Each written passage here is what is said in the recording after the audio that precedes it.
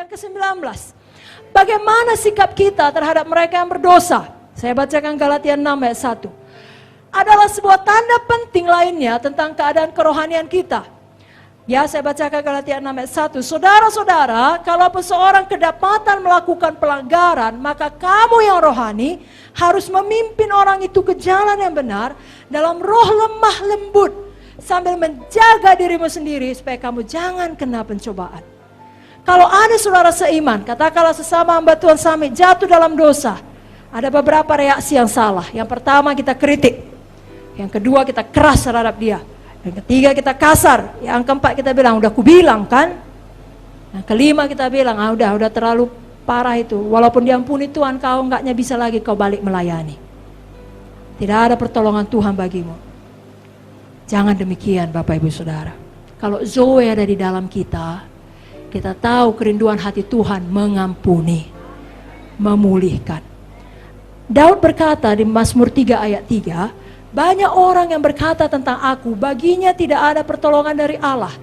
Jadi inilah yang dikatakan semua orang percaya tentang Daud pada waktu ia jatuh dalam dosa. Ya, pada waktu dia melakukan hal tidak baik dengan Batseba.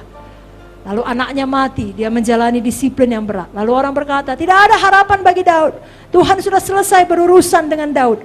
Tapi ternyata mereka salah. Tuhan memulihkan Daud. Dan Tuhan tidak mengangkat kembali janjinya yang berkata bahwasanya tahta keturunan Daud akan kekal selamanya. Dan dari Daud akan lahir juru selamat. Tetap lahir. Makanya Kristus disebut anak Daud. Saudaraku, seorang anak Tuhan yang dewasa rohani seharusnya menyadari bahwa dia sendiri pun dapat jatuh dalam dosa. Dia telah belajar untuk menjadi peka terhadap pergumulan dan pencobaan yang menimpa semua orang. Dan dia bersyukur karena kasih karunia Tuhan, dia tidak seperti itu. Dia tidak demikian. Kalau bukan karena kasih karunia Tuhan, kita pun bisa sama seperti mereka. 1 Petrus 1 ayat 5 mengatakan, kamu yang dipelihara dalam kekuatan Tuhan karena imanmu, sementara kamu menantikan keselamatan yang telah tersedia untuk dinyatakan pada akhir zaman. Kalau kita tetap keras, kita tetap mengkritik saudara kita yang jatuh dalam dosa, itu berarti kita pikir kita sangat kuat, kita tidak mungkin jatuh dalam dosa yang sama. Apa itu?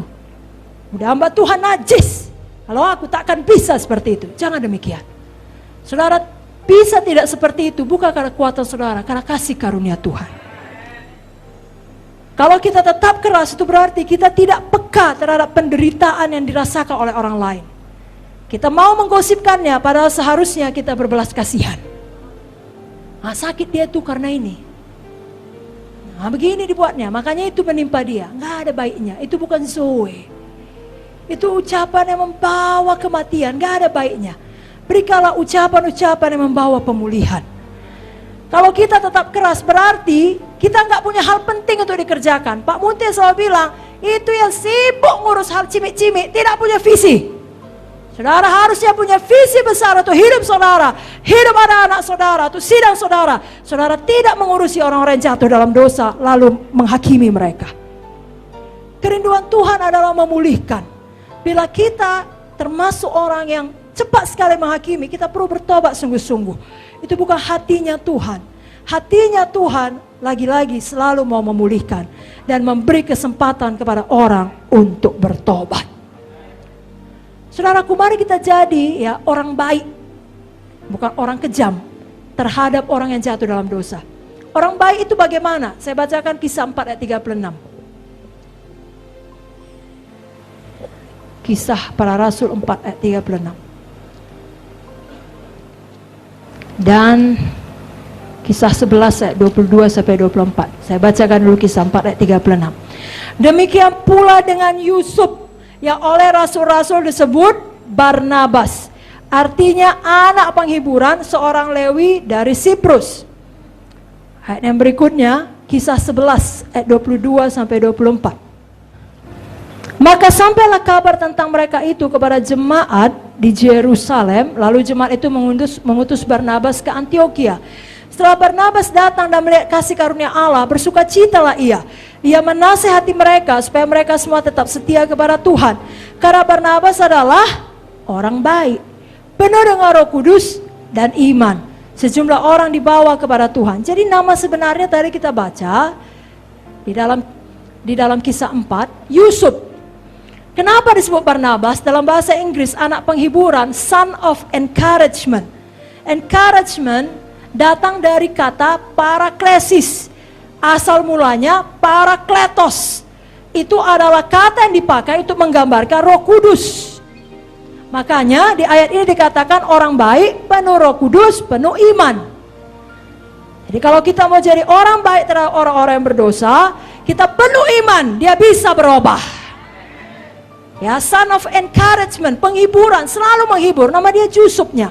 Tapi karena saking baiknya dia, orang-orang yang jatuh dalam dosa, sama seperti Roh Kudus, menolong, menghibur, memimpin, memulihkan, begitu dibuatnya. Lalu rasul-rasul bilang, gak cocok namamu Yusuf lagi, Barnabaslah namamu, anak penghiburan, son of encouragement, seperti yang dilakukan oleh Roh Kudus. Kau penuh iman, kau orang baik. Haleluya. Tapi besar kali dosanya, bagaimana dia dipulihkan? Bisa, Tuhan pun berkata dia mengampuni, kita pun mengampuni, bahkan 7 kali 70 kali. Amin saudara. Saya bacakan satu ayat lagi mengenai 2 Korintus pasal yang kedua. Ini perikopnya ya, mulai dari ayat 5, harus diampuni apa Bapak Ibu Saudara? Harus diampuni orang yang bersalah. 2 Korintus 2, saya langsung sampai ke ayat yang ke-7. Sehingga kamu sebaliknya harus mengampuni dia dan menghibur dia, supaya ia jangan binasa oleh kesedihan terlampau berat. Saya percaya khususnya ini berlaku untuk hamba-hamba Tuhan. Katakanlah seperti kita di summit ini, yang sebenarnya sudah tahu banyak firman. Ya, tapi ada satu ketika di mana kita membuat pilihan yang salah, kita jatuh dalam satu dosa yang sangat fatal.